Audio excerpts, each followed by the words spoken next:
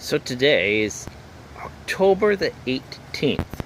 Some years we've had snow by now, but still we have 100 tomatoes to go here, it looks like, if they ever have a chance to get red. A couple of soldiers guarding the fort for us. Today's harvest, a whole lot of beans, some of which we'll use for seed. Another tomato, cucumber. There's some hot peppers in here too, and green peppers. Surprising that we have this much harvest this late in the season. We've been pondering digging up the tomatoes because there's potatoes in here that are done as well, but there's no harm in leaving them in the garden for now. So as long as we keep getting these record hot temperatures, I think we'll just keep waiting for the tomatoes to ripen.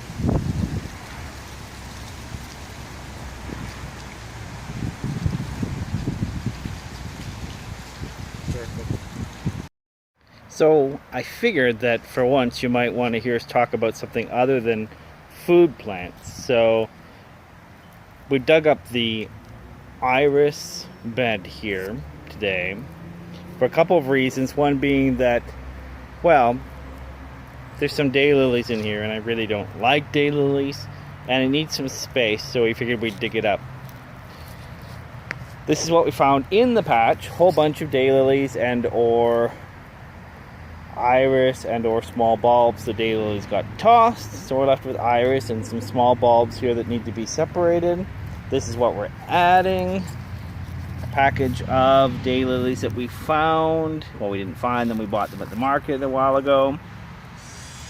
Some water with fertilizer in it, and some soil. Always good to have some soil on hand when you're planting.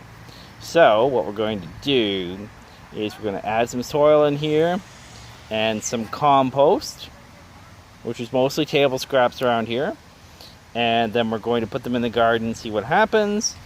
Never forget when you're planting iris that they need to go not very far from the surface. Now if it's in soil, they can be planted basically on top of the surface itself, but for us, because this is kind of sandy here, I'll cover them very lightly. And other than that, we do have, as I said, some iris here, but we're going to put tulips in as well and see what happens come spring. Of course, if you watch the previous videos, you've seen all this in flower, and if you're watching next year's, well, next year is going to be 8 months from now, since they bloom in the spring, you'll get to see what the garden looks like then.